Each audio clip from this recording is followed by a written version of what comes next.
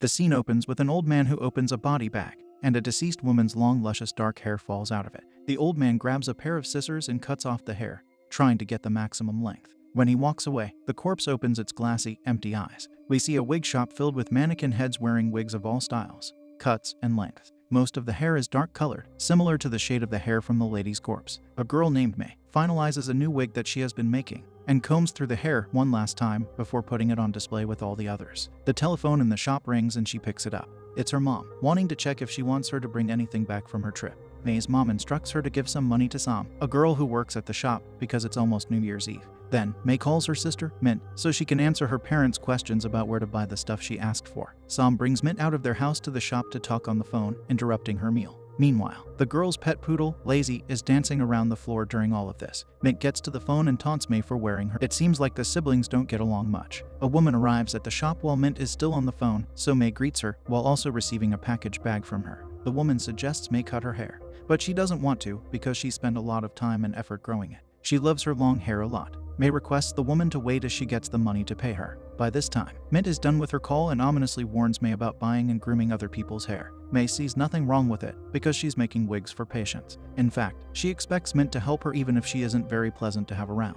Lazy jumps back when the paper bag on the floor shakes, as if something is alive and moving inside it. The dog keeps barking, so May sends her upstairs with Mint because they're both agitating her. May pulls the long tied hair out of the paper bag, examining its beauty. She pays the woman, who is in a hurry to leave after getting the money. Feeling a weird sense of serenity in her work, May washes the hair and dries them out now that she is by herself in the store. She combs it fondly multiple times to detangle it, unaware that a dark hand is reaching out from behind to grab her. She turns around after hearing a noise. Later, Mint is all dressed up and ready to go out to see her friends. Meanwhile, May and Sam are still working on wigs. Mint mentions that she'll return home late, so May shouldn't lock the door. Sam then joins Mint after receiving her New Year's bonus from May. This is because they are heading the same direction. The clock strikes 8 p.m. and May puts the shutters down to close the store. She takes some medicine for her headache, while staring at her reflection in the bathroom mirror from time to time. Her head hangs low when she looks at the sink. Then, she notices droplets of blood falling on it. She looks up alarmingly at the mirror to find out that her nose is bleeding. She then quickly washes the blood off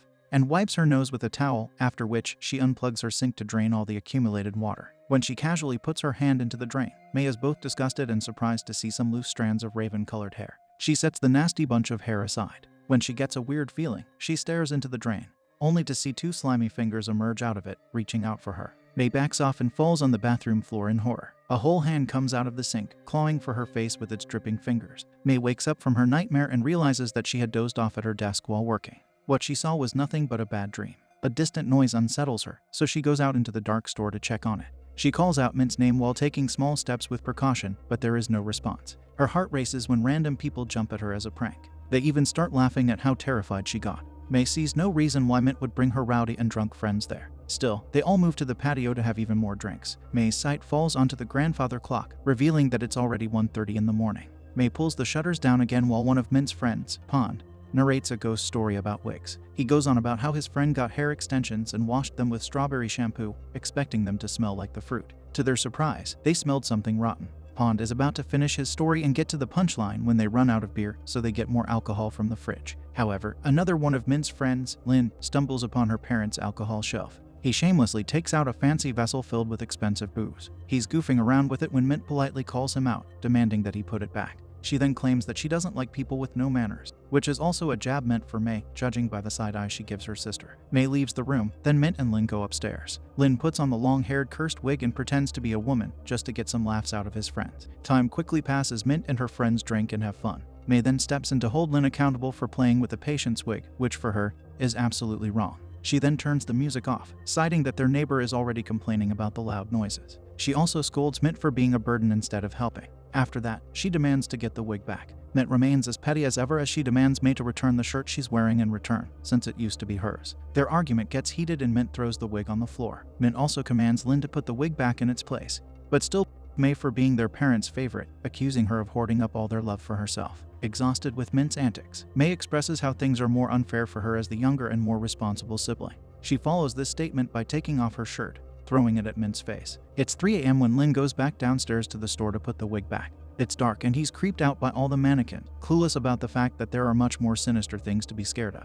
He feels someone walking behind him and turns back to find nothing. Suddenly, 2 hands emerge from the wig. The fingers poke into Lin's eyes as the hands try to absorb his face into the wig. Lin's scream brings the others downstairs, but they think he is just pranking them, except for Mint's friend, June, who is starting to get scared. They search for Lin until May points out blood dripping down a shelf, so they follow the trail, only to discover Lin's severed head placed on the shelf among other mannequin heads, still wearing the cursed wig. The group is in for more shock as they see the frightening spirit of the deceased woman staring right at them, so they scream and run away. They make it past the store's door. Mint is struggling to find the key to open the shutters, so Pond takes over. They desperately try one key after another from a whole bunch to open the shutters, before the ghost gets to them. When the key gets stuck, June runs to find something to break it. Pond hears June's scream and the sound of a wrench dropping. They find June sitting on the floor, sobbing and crying for help. They try to pull her back up, but a hand emerges from inside her shirt. June levitates and smashes to the floor due to an unknown force. This causes the others to run back upstairs. While everyone is on the rooftop, May's condition deteriorates. She starts getting flashbacks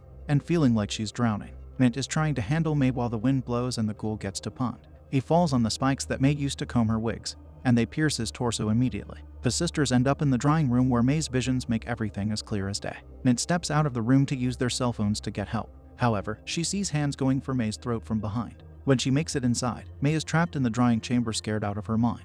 The temperature keeps rising until the chamber bursts, and Mint falls down with other debris. When Mint wakes up, it's daytime and her parents are back from their trip. Mint watches May run into their arms and cries. She tries to talk to them too, but it's like she's invisible. Her father walks right by her and she looks down to see the shard of glass stuck in her ribs. She looks at May's teary eyes, which open up to be just as glassy, beady, and empty as the deceased woman whose hair she made a wig out of. The second tale, called The Corpse Bride, begins with a junior mortician, Todd. He is beside two caskets in the bridal home of Mike and Cherry, an engaged couple who perished in an accident just a week before their wedding. He asks the nurse why she only injected one body. He then finds out that it's what their families wanted. The nurse explains that Mike's body is in bad shape. Todd slightly slides the top of Mike's black coffin to see what she's talking about, but gets told off by her. The nurse sternly reiterates that he must not open the coffin. The nurse guides Todd around the house and they walk past Mike and Cherry's bedroom, a place that Todd is not allowed to enter no matter what. Todd peeks into the window a little before walking away while dark smoke follows him. The nurse seems both cautious and creepy with her demeanor. She directs Todd to prepare food for oblation in a room following the details from a book. She reminds him to light incense and leads him to his room. She also questions whether he's easily scared or not, so Todd keeps up his pretense of being tough since he frequently deals with patients and corpses in his line of work. We find out that working this job will make him more money than he would have made working for half a year at the hospital. Without saying another word, the nurse drives off the property in her car and calibrates him with her eyes, as if judging him. Todd is surrounded by autumn leaves, falling down at the time of the nurse's departure. The first thing he does is break the main rule made for him. He opens the door and goes inside Mike and Cherry's bedroom, looking around and mocking how uptight the nurse was. He throws his bag on the bed and collapses onto it, resting his head under a soft cushion. As he drifts off, the music box on the bedside table starts to rotate and play by itself. In the evening, Todd is in the kitchen, looking at the clipboard to go over the menu assigned to him. He is interrupted when the microwave dings and he takes a hot plate of food out of it. The plate ends up on a supper table for two, placed right in front of a huge portrait of Mike and Cherry. There are two complete dinner trays kept on the table along with some beverages, candles, and incense. Todd remembers that it was specified on the list that one of them didn't eat beans, so he separates them from the plate. He is about to walk away. His sight falls onto the white coffin in which Cherry rests. Its top is slightly uncovered, and a fat lizard falls on it out of nowhere. Todd quickly runs to it and the lizard takes refuge inside the coffin. Todd has no other choice but to uncover Cherry's coffin in order to remove the reptile. He is still searching for the lizard when his eyes reach Cherry's face, and he is instantly mesmerized by her heavenly beauty. Dressed up as the most graceful bride with a veil, minimal jewelry, and some stitches on her chest, she appears in a state of serene slumber. Todd breaks out of the charm of her allure when the lizard crawls into her dress, up her legs, and rests on her crotch. Todd reluctantly and gently picks up the slit of Cherry's dress and is about to peek inside, when suddenly, the black coffin violently slams into Cherry's coffin by itself, taking Todd by surprise. Todd puts the lid back on Cherry's coffin and moves Mike's black coffin away from it, back to its original position. The incense sticks in the room extinguish on their own at this moment. Later, Todd discovers a box in the bedside drawer in the bedroom and breaks it open. A glass figurine breaks from it and falls under the bed, but it vanishes before Todd can pick it up. There's also a CD inside, which doesn't play because the CD player can't read it. The next thing he observes is a camera and he sifts through Cherry's enchanting, candid pictures where she's smiling and laughing. He smiles looking at it, but as he moves through the gallery, he sees pictures of Cherry being tortured and tied up, which unsettles him.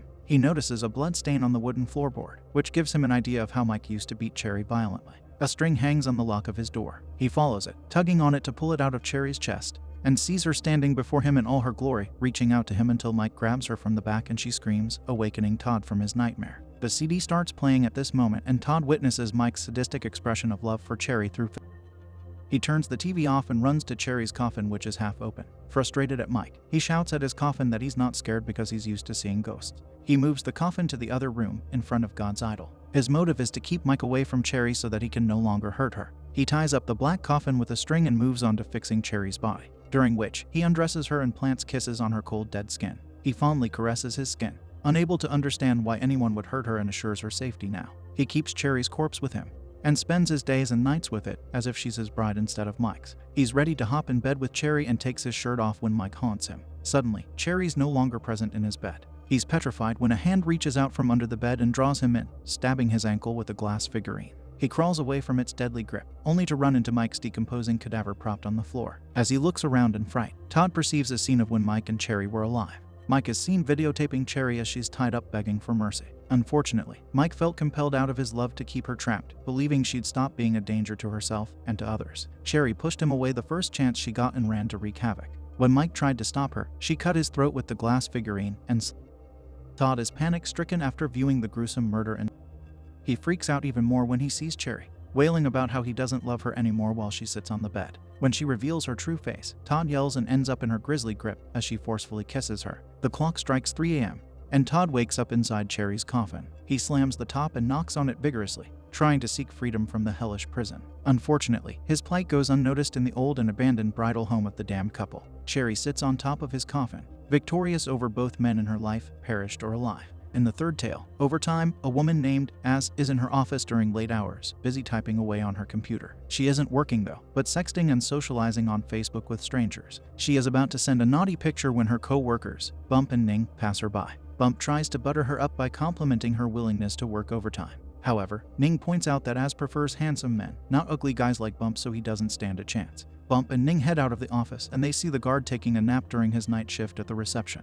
Bump gets the mischievous idea to teach him a lesson, drawing on the old man's face with a Sharpie while they both try to stifle their laughter. But as soon as they turn around, they encounter a sight that snatches the smirks off their face. A floating head causes chaos and makes Bump and Ning run down the stairs, instead of waiting for the elevator. Meanwhile, Az gets up from her desk to look at what all the commotion is about. After a while, she returns to her desk and resumes her online flirting. She unbuttons her top and captures a seductive selfie to send to her virtual lover. But then, she senses movement around her and hears a strange creaking noise. She reviews her surroundings once, and then blasts music on a louder volume, knowing that she is alone at the office. Her late-night chilling session is interrupted when a house falls to the floor behind her, and the chair moves by itself to face her. One of the computer screens starts malfunctioning and glitching out of nowhere, so she hurriedly collects her belongings and shoves them in her purse, getting ready to finally go home, away from this madness. All the computer starts playing weird songs and noises. Overwhelmed, Az can't help but scream in a masculine tone, revealing that she's trans.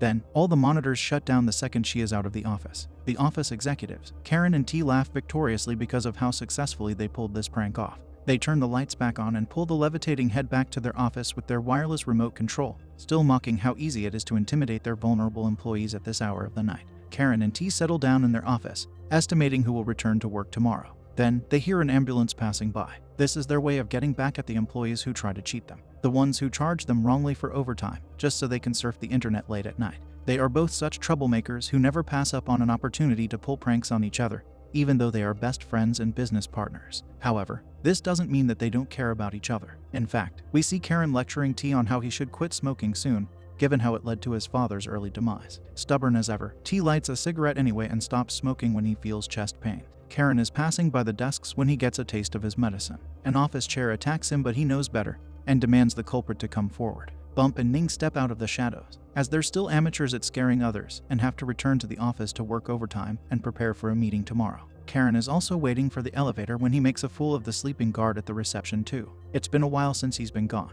The guard wakes up because of an unexpected call that shocks him, so he runs downstairs instantly. Bump and Ning approach T to inform him that they're already done with their work and want to leave. They know if they do double overtime, their boss, Karen, will be angry at them and fire them. T isn't too worried about why Karen's been missing for so long. Meanwhile, Bump and Ning head out, complaining about how they're always the target of practical jokes. We also see Ning limping while walking because her leg hurts. T is by himself when a series of creepy sounds lead him to the cafeteria. He sees a fridge convulsing dreadfully. He shuts it with his leg, proudly under the impression that he has outsmarted Karen, and trapped him inside the fridge. He's in for a surprise when Karen walks up from behind him, revealing he'd gone out to get them some burgers. T is disturbingly quiet while Karen blabbers on about how T shouldn't have led their employees so early so they could have teased them more. T is about to walk out when a spirit comes out of the fridge and starts chasing him. He runs into a room where he directly faces a monster and falls to the ground immediately, clutching onto his heart. Ning and Karen take off their masks and laugh with Bump, thinking how incredible and elaborate this prank was. Bump and Ning freak out when they discover that T isn't breathing.